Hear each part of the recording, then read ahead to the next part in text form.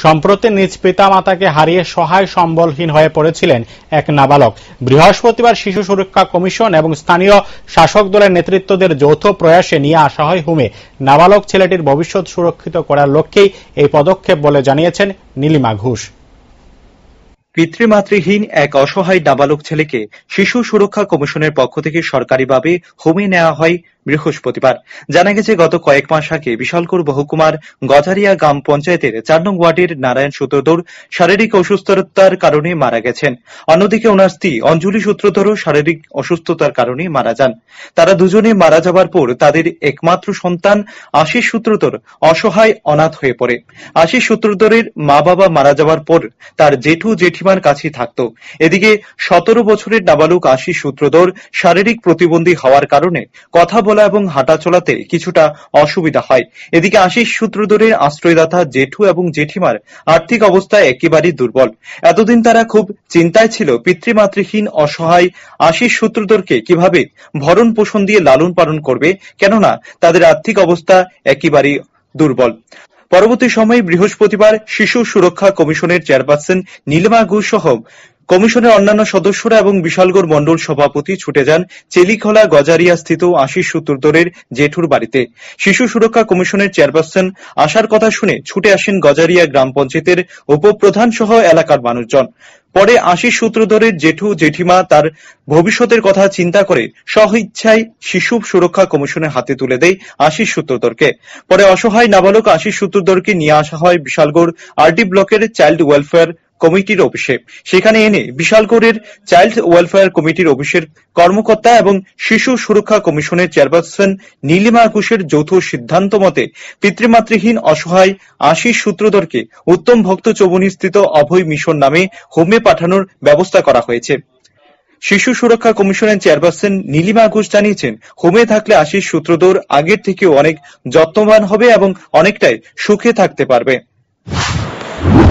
আজকে আমরা আমাদের যে committee Tripura child rights commission, সেখানে আজকেই শুরুয়াত, ৩ বছর পরে আবার নতুন করে শুরুয়াত করে আজকে একটা খবর পেলাম যে একটা শিশু এখানে ১৭ বছরের বিশালগড় গজারিয়াতে 90% ডিসেবল।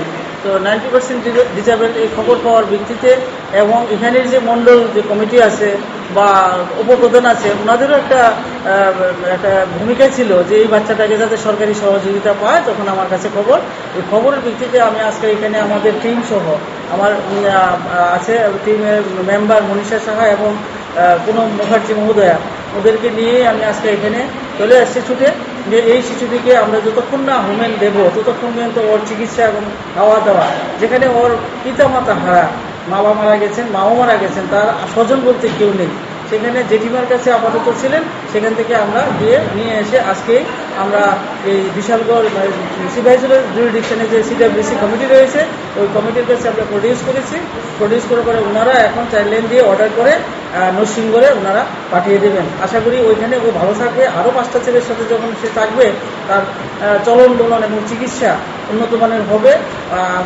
ও আরেকটু ভালো হবে, সমাজের জন্য ও একটা ভালো জায়গায় যাবে বলে আমার আশঙ্কা। বাচ্চাটার নাম কি ম্যাডাম? বাচ্চাটার নাম হচ্ছে ওর আশিস সূত্রধর, বাড়ি গজারিয়াতে, বিশালগড় গজারিয়াতে।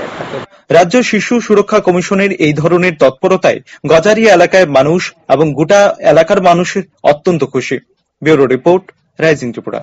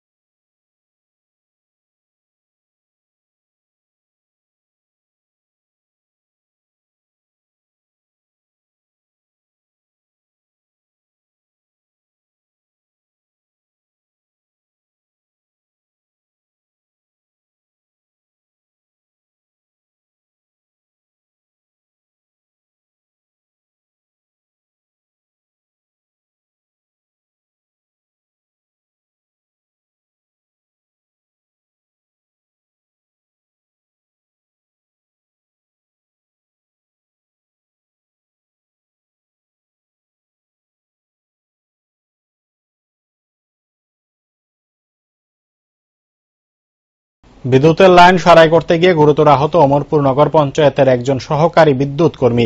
ঘটনাটি ঘটে বৃহস্পতিবার দুপুরে। ঘটনার বিবরণে জানা যায়, বিদ্যুৎ কর্মী রাস্তার স্ট্রিট লাইট মেরামতি করছিল। বিদ্যুতের খুঁটিতে উঠতেই বিদ্যুতের ছুবলে ছিটকে পড়ে যায় মাটিতে সেই বিদ্যুৎ কর্মী। পরবর্তীকালে সঙ্গে সঙ্গে খবর দেওয়া হয় দমকল কর্মীদের। আহত বিদ্যুৎ কর্মীকে মহকুমা হাসপাতালে নিয়ে আসে দমকল কর্মীরা। আহত বিদ্যুৎ কর্মী নাম চন্দন সেনগুপ্ত। ঘটনা জানাজানি হতে অমরপুর মহকুমায় রীতিমতো চাঞ্চল্য ছড়িয়ে পড়ে। বর্তমানে আহত বিদ্যুৎ কর্মীর চিকিৎসা অমরপুর হাসপাতালেই হচ্ছে বলে জানা যায়। আহত ব্যক্তির হাত এবং কোমরে প্রচন্ড চোট লেগেছে বলে জানা যায়। কাজ করতেছে তখন তো আমরা চলতি লাইনে কাজ করা লাগে, তখন হঠাৎ শর্ট করে নিচে পড়ে আসে, ফিলার উপর থেকে নিচে পড়ে আসে। তাহলে কোন বসে চাকরি করে? অমরপুর নগর পঞ্চায়েত। আপনারা ওই ইলেকট্রিকের কাজ করেন নাকি? ইলেকট্রিক। মাটিতে একদম পুরো উপর থেকে ছিটকে পড়েছে। আচ্ছা, তার নামটা